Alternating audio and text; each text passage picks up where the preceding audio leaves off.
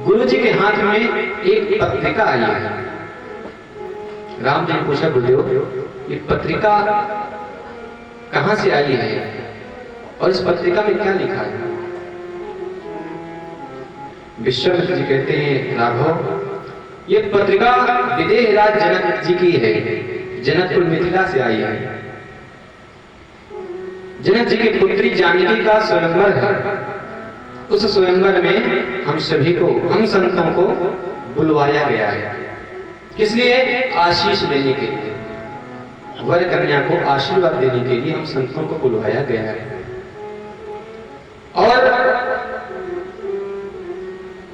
राम जी वहां धनुष यज्ञ हो रहा है। आपने स्वयं रक्षक बनकर के मेरा यज्ञ पूर्ण कराया है। हम चाहते हैं कि आप स्वयं चले और आपकी ही दृष्टि में धनुष यज्ञ भी पूर्ण हो।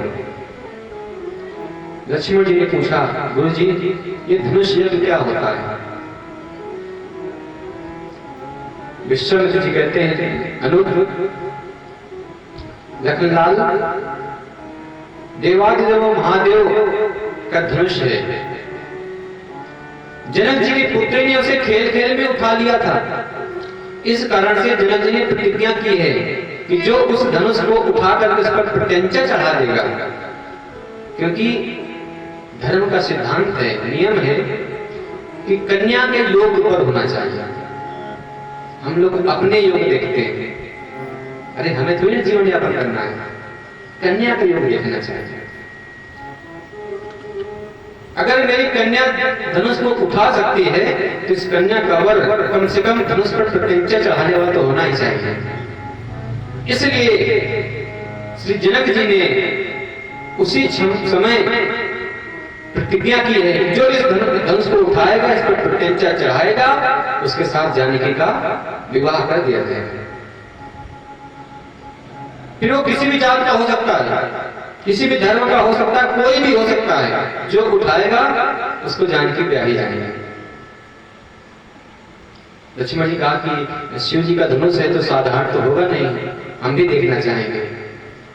गुरु जी ने कहा कि इसीलिए हम तुमसे पूछना चाहते थे कि कहो तो तुम्हें हम अयोध्या छोड़ दें और कहो तो अपने साथ ले चले।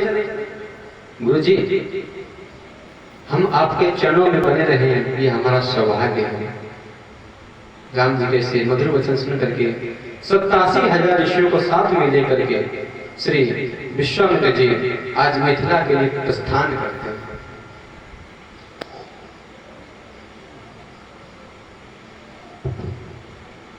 धनुष जग सुनी रघु कुल नाथा, धनुष जग सुनी रघु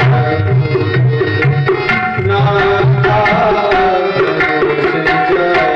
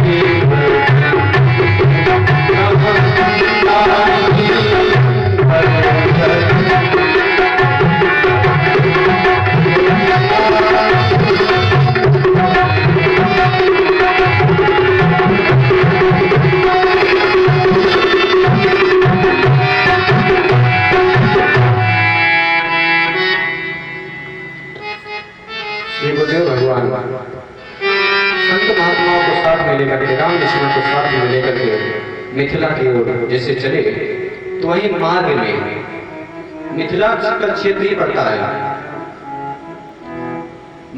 मार्ग में राम जी को पौराणिक कथाएं सुनाते हुए गुरुदेव भगवान चले जा रहे थे कि राम जी की दृष्टि एक बड़े सुंदर आश्रम पर पड़ी। राम जी ने पूछा, गुरु जी बड़ा सुंदर आश्रम है, लगता है किसी तपस्वी का है। भाई इस आश्रम में जो वृक्ष लगे हैं इतने पुराने वृक्ष हैं कि उन वृक्षों में पत्ते नहीं, पतली पतली डालियां भी नहीं है, केवल मोटी मोटी डालियां हैं। मानो ऐसा लगता है जैसे हजारों वर्षों से इन वृक्षों में पत्ते ही नहीं आए। बहुत गंदा है, धूल मिट्टी से ऐसा लगता है कि बहुत सालों से वहां सफाई ही नहीं हुई। राम जी ने पूछा, गुरु जी देखने में तो बड़ा मनोरम लगता है, फिर इसमें इतनी गंदगी क्यों है? यहाँ कोई रहता क्यों नहीं है? किसका आश्रम है? और जब तक ये पूछ पाते, पूरी बात बोल पाते, तब तक राम जी की दृष्टि एक शिला पर पड़ी। शिला कैसी है? उस शिला में एक स्त्री की आकृति बनी है, हाथ जोड़े ऐसी कोई स्त्री बैठी है। जैसे तपस्या में लोग नेत्र बंद करके तपस्या करते ना, मूर्ति मन तपस्या जैसे।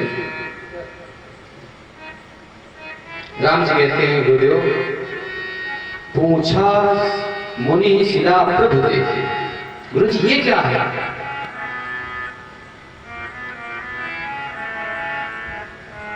सकल कथा मुनि कहा विषय थे।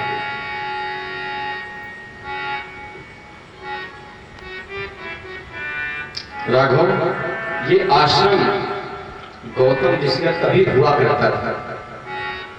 यहाँ पर गौतम ऋषि अपनी पत्नी अहिल्या के साथ में वास करते थे। जब रहते थे तो यहाँ के आश्रम के साथ में, आश्रम के परिवेश में चारों तरफ हरियाली छाया करती थी। बहुत से जीव यहाँ पर जीवन पाते थे। हिरण मोर तो आश्रम में ही रहते थे। बहुत से गौ माताओं की सेवा हुआ करती थी। लेकिन एक बार ऐसी दृष्टि पड़ी कि उस आश्रम को नजर लगते आज इस दशा को हो गया। कैसी दृष्टि? ब्रह्मा जी की पुत्री है अहिल्या। ये बहुत साधारणता से समझने का प्रयास करेंगे। ब्रह्मा जी की पुत्री हुई अहिल्या। अहिल्या जी का लालन पालन करने के लिए गौतम ऋषि को दिया गया है। ब्रह्मा जी ने कहा, आप ऋषि हैं और इस पुत्री का आप लालन पालन करिए, और जब ये विवाह के योग हो जाएगा तब मैं उचित वर खोज करके इस कन्या का विवाह कर दूंगा। इसलिए शिशु अवस्था से लेकर के किशोरी अवस्था तक, युवा अवस्था तक गौतम ऋषि उस पुत्री का पालन करते रहे। और पालन करने के बारे में मन में भय रहा। भय क्या? कि आज नहीं तो कल ये संपदा दूसरे की है, ये पराया धन है, इसे जो इसका पति होगा उसे सौंपा जाएगा। इसलिए श्रद्धा के साथ, निष्ठा के साथ, धर्म का पालन करते हुए श्री गौतम ऋषि ने अहिल्या का पालन किया। और पालन करने के बाद में जब अहिल्या युवा हुई तो ब्रह्मा जी की सभा में अहिल्या जी को ले गए और ले जाकर के विवाह के लिए सब जो इच्छुक थे, अहिल्या से जो विवाह करना चाहते थे सब उपस्थित हुए। यहाँ तक कि देवराज इंद्र भी उपस्थित हुए। गौतम ऋषि विवाह तो नहीं चाहते थे, लेकिन जो साथ में रहता है उससे प्रेम हो जाता है। लेकिन चाहते थे कि अहिल्या मेरे पास ही बनी रहे, क्योंकि मैंने इसका पालन किया है, प्रेम हो जाता है। इसलिए गौतम ऋषि ज्यादा फड़फड़ाए नहीं कि विवाह हमसे ही होगी, ऐसा कुछ नहीं। ब्रह्मा जी ने शर्त रख दी, जो इस पृथ्वी की 7 परिक्रमा करके आएगा अहिल्या उसी के साथ ब्याही जाएंगे। सब चल पड़े। देवराज इंद्र भी ऐरावत हाथी पर बैठ करके पृथ्वी की परिक्रमा करने के लिए चले। जैसे ही गौतम ऋषि अपने आश्रम में आए, यहां से होकर के निकले, तो जो आश्रम में गौ माता रहती थी, सेवा करते थे, वो गौ माता अपने बछड़े को जन्म दे रही थी। देखिए, ये दैव की प्रकृति की रचना है। उसी समय गौ माता को जन्म देना। गौतम ऋषि ने देखा कि हमारे सिवा इस आश्रम में है कौन? जिसके भाग्य में होगी अहिल्या मिल जाएगी। पहले हमें तो गौ माता की प्रसव पूजा का जो है ये उपाय करना चाहिए। इसलिए गौतम ऋषि उस गौ माता की सेवा करने लगे और सेवा करते करते कभी उठती हैं, कभी बैठती हैं, जब पीड़ होती है, दर्द होता है, तो गौ माता की सेवा करते करते कई बार घूमते गए, कभी इधर गए, कभी उधर गए, जहां आवश्यकता पड़ी। गौ माता ने सुंदर बछड़े को जन्म दिया और जन्म देने के बाद में सुबह से शाम पूरा समय निकल गया। अब गौतम ऋषि सोचते हैं कि सब, अब जब मैं पृथ्वी की एक भी परिक्रमा नहीं लगा पाया, देवराज इंद्र, कुबेर जी, बहुत से लोग हैं जिनके पास अच्छे अच्छे वाहन हैं, कोई ना कोई तो परिक्रमा कर लिया ही होगा। तो परिक्रमा करने नहीं गए, सीधा वहीं से लोग को वापस हो गए और जहां करके प्रणाम करके बोले, पितामह मैं असमर्थ रहा, क्यों? मेरे आश्रम में आज के दिन ही गौ माता ने बछड़े को जन्म दिया। ब्रह्मा जी बड़े प्रसन्न हुए, अरे ये तो बड़ा अच्छा काम है। जब ब्रह्मा जी ने उस दृश्य को ध्यान में देखा तो क्या देखा कि गौतम ऋषि ने उस बछड़े को साफ करते करते उस गौ माता के साथ परिक्रमा लगा लिया। बोले, तुम भले ही संपूर्ण पृथ्वी की परिक्रमा नहीं लगाया, लेकिन तुमने गौ माता की परिक्रमा लगाई है, इसलिए वास्तव में तो अधिकारी तुम ही हो। इस प्रकार से अहिल्या को गौतम ऋषि के हाथों में कन्यादान कर दिया गया, विवाह कर दिया गया। ऐसे विवाह हुआ अहिल्या मैया का। फिर शतानंद जी का जन्म हुआ, अहिल्या के पुत्र हैं। ये शतानंद जी जनक जी के कुलगुरु हैं। महाराज, यद्यपि अहिल्या रहती थी गौतम ऋषि के साथ में, लेकिन देवराज इंद्र का जब दर्शन किया उन्होंने, तो उनके मन में उनके प्रति प्रेम जागृत हुआ। विवाह के पहले, विवाह के बाद नहीं, विवाह के पहले फिर सोचा कि विधाता जिसके साथ ग्रंथि जोड़ देंगे उसी के साथ जाना होगा। ये सोच करके अपने आप को संभाल लिया, लेकिन प्रेम दोनों तरफ था थोड़ा थोड़ा। अब जब विवाह हो गया तो देवराज इंद्र से रहा नहीं गया। क्यों? बड़ी सुंदर थी, बहुत सुंदर थी अहिल्या मैया।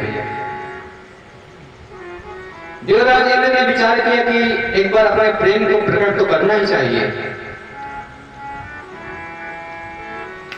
इसलिए अहिल्या के साथ छल करने के लिए देवराज इंद्र चंद्रमा को सारथी अपने साथ मित्र बना करके अहिल्या मैया के आश्रम में आए और अर्धरात्रि में चंद्रमा मुर्गा बनकर के बोल गए। गौतम ऋषि को लगा कि ब्रह्म मुहूर्त हो गया है। उसी समय उठे और उठ करके कमंडल उठाया और गंगा स्नान करने के लिए निकल गए। आश्रम खाली हो गया। खाली आश्रम को देख करके देवराज इंद्र गौतम का रूप बनाया माया से, और गौतम का रूप बना करके गौतम ऋषि के आश्रम में प्रवेश कर गए। अहिल्या ने जैसे देखा, क्योंकि अभी तक कभी जब भी कभी गौतम ऋषि स्नान करने जाते थे तो कभी जब तक स्नान नहीं कर लेते थे तो वापस नहीं आते थे, और स्नान करने में भी कुछ घंटे लगेगा टाइम, जाने में, आने में, स्नान करने में। और आज अचानक पति परमेश्वर वापस आ गए। आश्चर्य हुआ। फिर मन में डर लगा कि ऐसा तो नहीं कोई छल कर रहा हो। अहिल्या मैया जान गई कि देवराज इंद्र है। देवराज इंद्र को फटकारते हुए कहा, तुम्हें शर्म नहीं आई, लाज नहीं आई? मेरे पति का सूट बनाकर भी मेरे आश्रम में चले आए। इंद्र ने कहा, अहिल्या मैं तेरे रूप सौंदर्य का दीवाना हो गया, पागल हो गया हूं तेरे पीछे। इसके बाद तमाम चर्चाएं भी जो समाज में होती हैं, ये बताने का विषय नहीं है, आप सब जानते हैं। अहिल्या ने कहा कि हम आपके प्रेम को स्वीकार कर सकती हैं, लेकिन हमारे पति बड़े क्रोधी स्वभाव के हैं। अगर तुम अपनी और अपने साथ में मेरी रक्षा कर पाओ तो हम आपके प्रेम को स्वीकार कर सकते हैं। देवराज बावले थे, मान गए, अहिल्या मैया के साथ कुछ समय बिताया। इधर देव ऋषि गौतम ऋषि को गंगा मैया ने बताया कि आपके साथ छल किया गया है, ये अर्धरात्रि का समय है, जल्दी जाओ। गंगा मैया प्रकट होकर के बताई। जैसे ही गौतम ऋषि वापस आते हैं, इधर देवराज इंद्र गौतम ऋषि के आश्रम से बाहर निकलते हैं। दोनों की भेंट हो गई। जब भेंट हो गई तो गौतम ऋषि ने देखा कि आज गौतम के आश्रम में दो गौतम। कमंडल से जल लिया हाथ में और बोले, आप जो भी हैं अपने असली रूप में आ जाओ, अन्यथा आज श्राप से यहीं पर कुछ भी किया जा सकता है तुम्हारे साथ में। देवराज इंद्र डर गए और अपने असली रूप में आ गया। मैं देवराज इंद्र। जैसे ही देखा देवराज इंद्र महाराज, ऋषि के क्रोध का ठिकाना नहीं रहा। क्यों? अगर कोई संसारी, कोई राक्षस अगर ऐसी प्रवृत्ति करता तो ठीक है, उनका स्वभाव बनेगा, वो राक्षसी है। अगर देवताओं के राजा ऐसा पथभ्रष्ट काम करेंगे तो पृथ्वी किसके आधार पर रहेगी?